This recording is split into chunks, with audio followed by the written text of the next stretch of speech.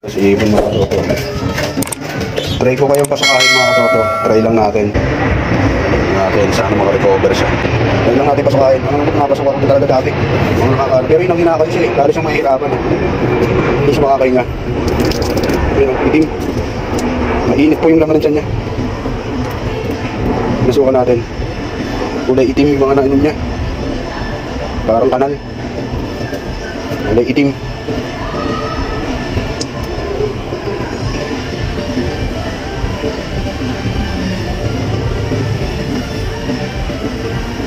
Hindi na po tatulog ng iba naman. Try lang natin mga katoto. Ano po kaya natin gawin, gagawin natin para mabuhay lang.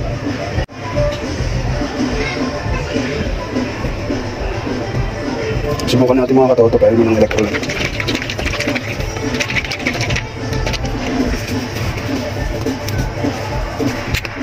First time ako na ito nagkaroon ng ganitong ano. First time. Kaya hindi ko alam paano gagawin. Grabe, paano natin may recover ito mga katoto? Kayo ba may alam sa mga ganito? Wala na, halos hindi na nahinga.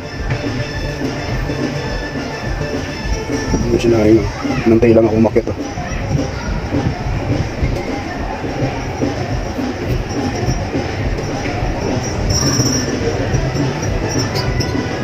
Nantay lang tayo umakyat mga katoto. Ayun, namumutla na, nangingitim na siya. Hirap na huminga yan. Hirap na siya huminga.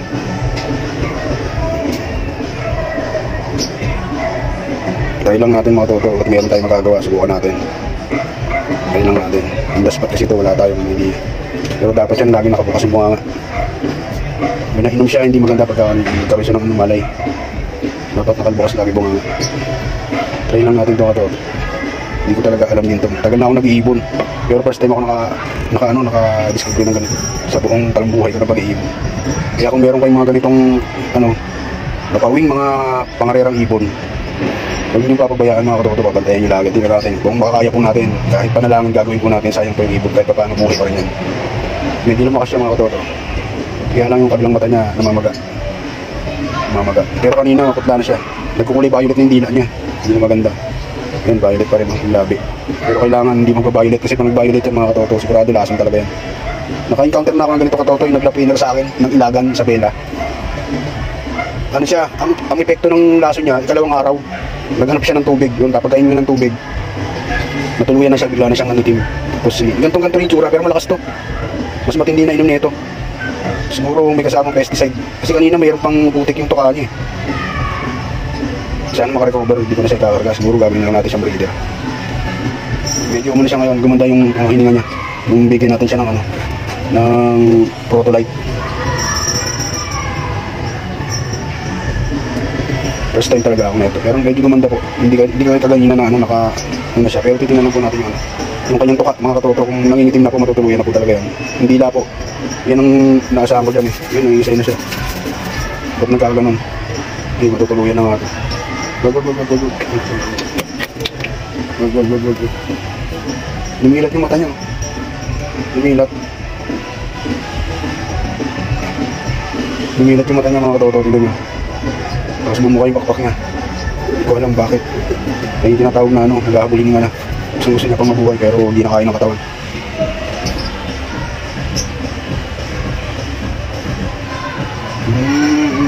Hindi na kaya hagis. Breeder ka na lang. Sige, magpa-recover ka. Hindi ko alam kung epekto yung dalawang klase lang po yan. Kung epekto yung binigay natin o o malapit na po siya mamaalam. Pero ang palatandaan ko po talaga niya pag nalalaso, yung inong nangingitim talaga yung inong ng katoto. Nag-ahabulin nga. Pero ngayon parang lumalakas, nag-ahabol pa rin nga. Pero hindi na kagaya kanina na. Hindi naman natin pwedeng damihan yan eh. Baka magka-problema rin. Pero dumilat yung mata niya. Yun lang. Wag. Hindi ko alam kung mamaalam na to. Kasi yung mga huling mga sa huling lakas.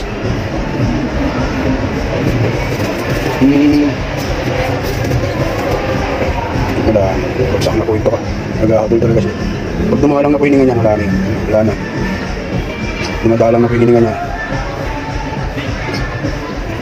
Pagkainin natin ang tubig. Gagawin natin baka makahabol pa siya.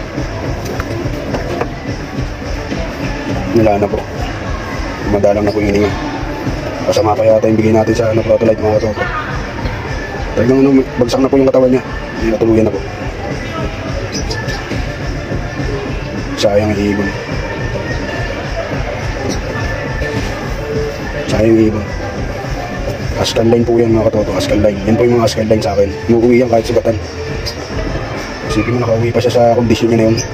Dumayb po siya sa baso po. Hindi po umabot na sa bubong. Buti sa kapitbahay na po bumagsak. Buti hindi po nahulog pa baba. Wala na po. Lumalim na po si ascal line. Nantay lang po tayong umakit mga katoto. Ayun o yung suka niya. Tingnan mo yung ano. May itim. Dapat dilaw lang yun eh. Meron siyang nainom na ano. Lason. Wala na po tayong magagawa pag lason na. So ganun na lang po. Talagang ganun po yung pag-iibon natin. Hindi naman po natin gusto na mangyari sa kanya yun.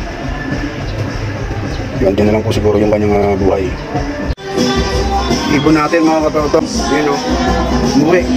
Nakadapa. May sugat. Hindi ko alam kung ano nangyari sa kanya. Baka sumabit. Nakasali pa naman siya mga katoto sa ano. Sa tail-ups. Umumuhi pa rin siya o sa baso.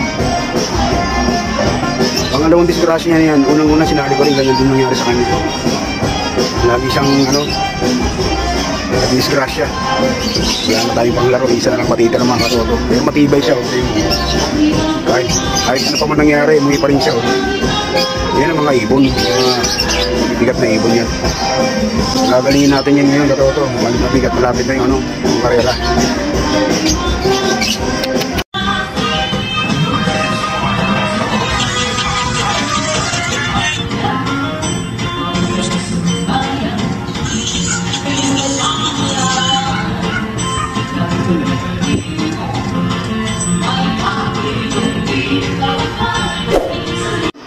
Mga katoto, akit tayo ngayon. Sikatin natin yung ibon kung ano kondisyon.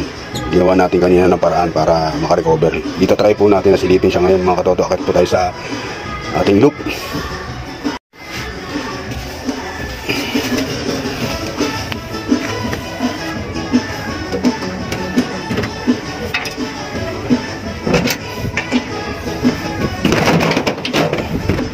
Nandito na po tayo. Pakita tayo mga katoto.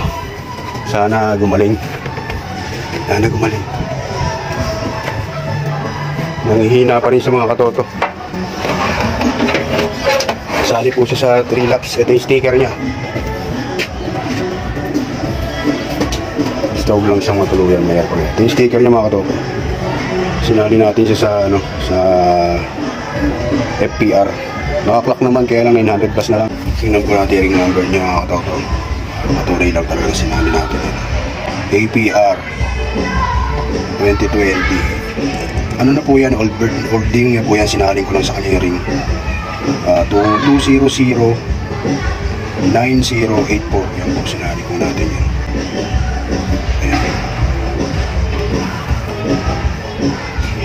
Ito po yung sticker niya mga katoto.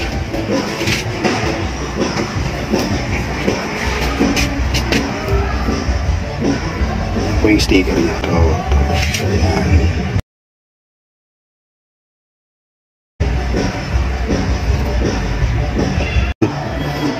Pinunta na natin sa bubong kasi hindi na po siya makatayo. Check upin natin yung ibon mga katoto. Hindi na po siya makalag. Hinihingal pa rin, oh. Naghahabol siya ng hiningal. Yan siya. Parang ano, hindi makaka-recover to. May nainom, kanta ko may nainom na lason to.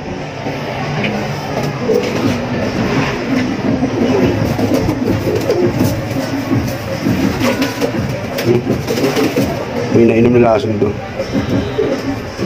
Kasi may putik siya sa paa eh. May putik siya sa paa. Gusto ko kasi.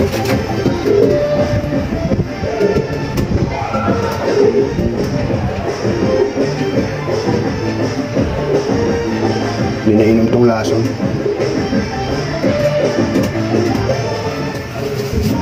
Nanghina. Nanghina yung ibon. Namaga yung mata. Hindi ko malabo makarecover ito mga katoto. Dumaan na yung ulo niya. Mabaling-baling, nahihilo na siya.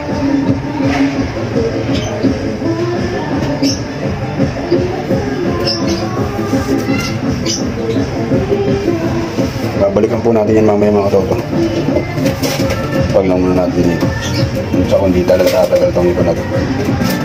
Iba po ang itsura niya. Kung hindi makaka-recovery ng hina, naghahabol po siya ng hininga mga katoto. Makikita naman. Yung nakain yan, musukas siya. Yan po ay ano, pinainom po natin ng persahan yan. Dinrap natin ng tubig para makarecover siya. Pero nakita niyo naman, matapang yung ibon mga katoto. Isipin mo, nakauwi pa siya. At saka may nainom na hindi maganda.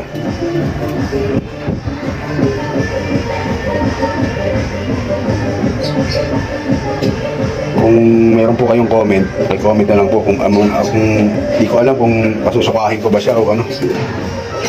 Kasi nangihina eh. Kung meron po kayong mga comment, pwede naman po kayong mag-comment para kahit pa paano yung ibang mga pan-share na kapag kagaya po nito ang naging sitwasyon, meron po tayong bibigay na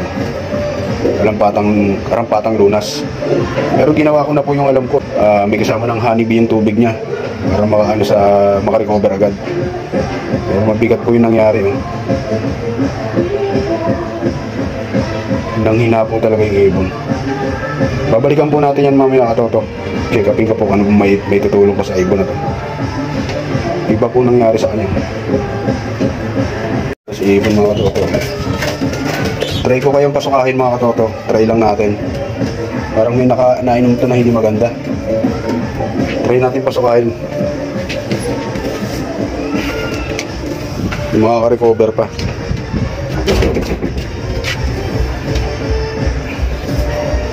Nanghina. Natin saan makarecover siya.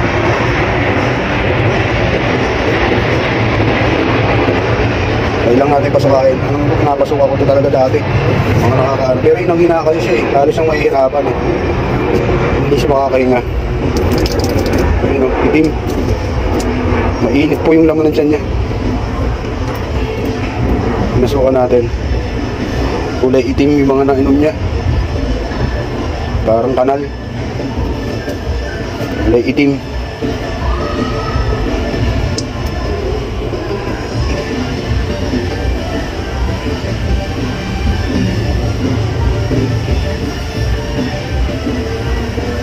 Hindi na po tatagal itong iba na po. Try lang natin mga toto. Anong po kaya natin gagawin natin para mabuhay lang.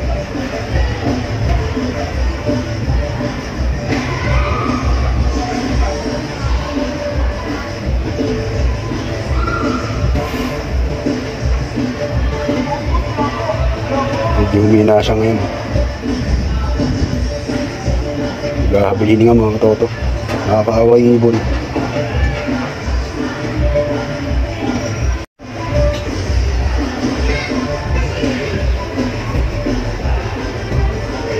Subukan natin mga katoto, pero yun ang electrolyte.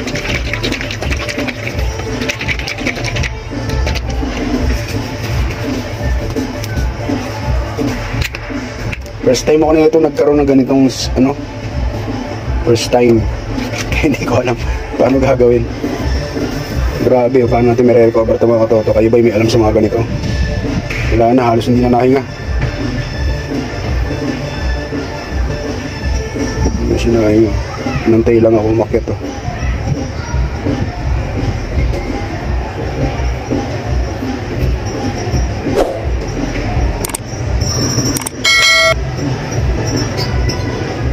Nantay lang tayo umakyat mga katoto.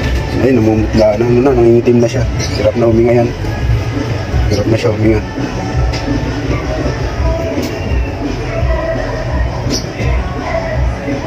Try lang natin mga toto. At meron tayong magagawa, subukan natin. Try lang natin. Ang daspat kasi ito, wala tayong idea. Pero dapat yan, laging nakabukas yung bunganga. May nainom siya, hindi maganda pagka nagkaroon siya ng malay. Dapat nakalbukas lagi bunganga. Try lang natin ito mga toto.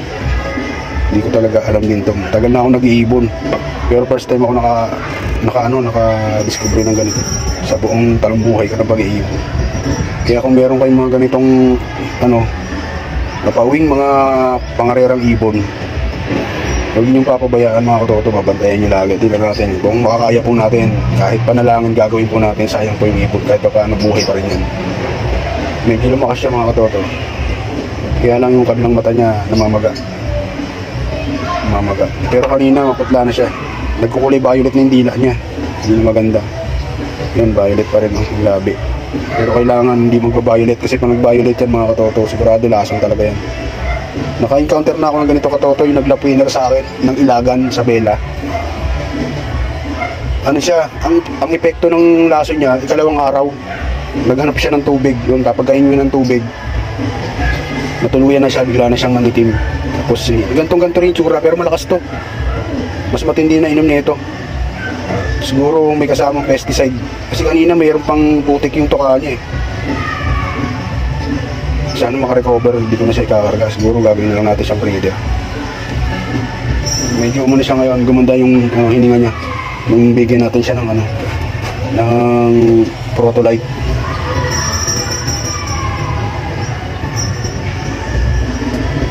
First time talaga ako na ito, pero medyo gumanda po. Hindi kaganina na na siya, pero titingnan lang po natin yung kanyang tuka mga katoto. Kung nangingitim na po, matutuluyan na po talaga yan. Hindi la po, yan ang naasahan ko dyan eh. Ngayon, nangingisay na siya. Ba't nagkakaganon? Yung matutuluyan na nga ito. Wag.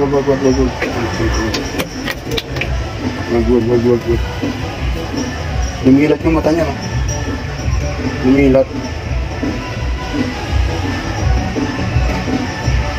Lumilat yung mata niya mga katoto, tignan niyo.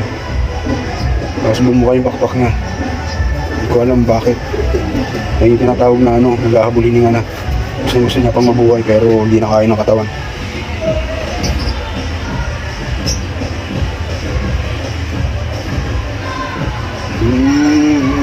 Hindi na kaya hagis. Breeder ka na lang, sige magpa-recover ka.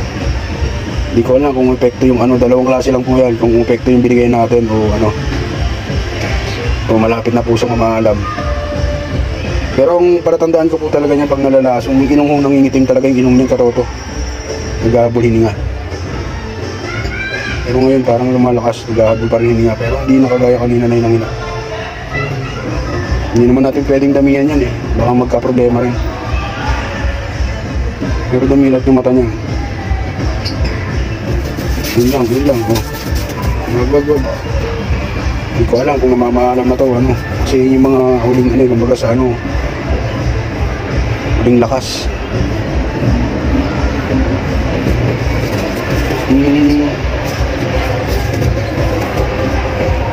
Wala, bagsak na po yung tuka. Naghahabol talaga siya. Pag dumalang na po yung hininga niya, wala na. Dumadalang na po yung hininga niya. Kainin natin ang tubig. Gagawin natin, baka makakabol pa siya. Wala na po. Madalang na po yung hininga. Pasama pa yata yung bigay natin sa protolite mga katoto. Talagang bagsak na po yung katawan niya. Natuluyan na po. Sayang yung ibon.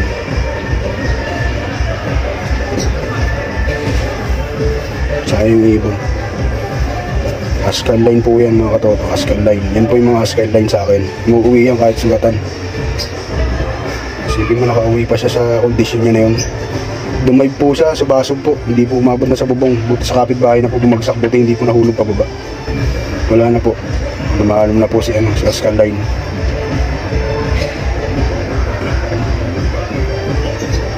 Nantay lang po tayong umakyat mga katoto. Yun yung suka niya. Tignan mo yung may itim. Dapat dilaw lang yun eh. Mayroon siyang nainom na lason. Wala na po tayong magagawa pag lason na. So ganun na lang po. Talagang ganun po yung pag-iibon natin. Hindi naman po natin gusto na mangyari sa kanya yan. Yun, dyan na lang po siguro yung kanyang buhay. Kasama po sa yan sa mga karalista yung mawalan ng kalapate. Yun mga katoto, pasensya na po kayo kung hindi po naging maganda yung ating tagpo. hindi naman po natin sinasadya yung mga pangyayari. At hindi rin po alam ng kalapate na ang may inom niya po mayroong kasamang pesticide. Malamang pesticide po yan kasi iba po yung kulay. No? Hindi po ako nagkakamali kasi yung paa niya po may putik, tapos yung uso niya may putik din. Pero bilib ako sa ibon na ito mga katoto. Kahit pa paano inumihan po tayo, yung loyalty niya nandun. Pero malaking panghihinayang, sayang po yung mga ganitong ibon. Talagang hindi siya nagpapahuli. Talagang iuwi niya yung sarili niya. Kaya lang, talagang hindi po naging sapat yung kanyang recovery. Talagang hinang-hina, nakita niya naman po. Yung pag-dive po niya, hindi na po talaga makatayo. Dinakma ko pa yun sa bubong. Sobrang tagal na kasi hindi na ako makaantay. Kaya kinakabahan na ako. Akala ko may tama lang sa ama. Hindi pala pinainom na plasma. Bueno, kasama po yan sa larangan ng ating pag-iibon mga katoto. Kaya huwag na po kayo madadalaw. Pati hindi naman po natin yan na sinasadya. Ginawa naman po natin ang paraan. Lahat po ng alam po mga kaya. Pero first time po ako nagkaroon ng ganitong sistema. Nang ganito nga sinabi. So kung napapanood niyo po yung video, kayo na po bahala umunawa sa akin kung ano po yung nangyari. So hindi po talaga natin sinasadya. Ginawa ko naman po yung parte ko para ma-recover natin yung ibon. Kaya maganda na lang po talaga ang kanyang buhay. Ngayon pa man mga katoto, kung hindi pa po kayo nakasubscribe, inaasahan ko po kayo na mag-subscribe para ma-notify po tayo ng YouTube kung sakasakaling meron po tayo bagong video nilalabas. Kagaya po ito. Ngayon pa man mga katoto, mabuhay po kayo hanggang gusto ninyo. Peace.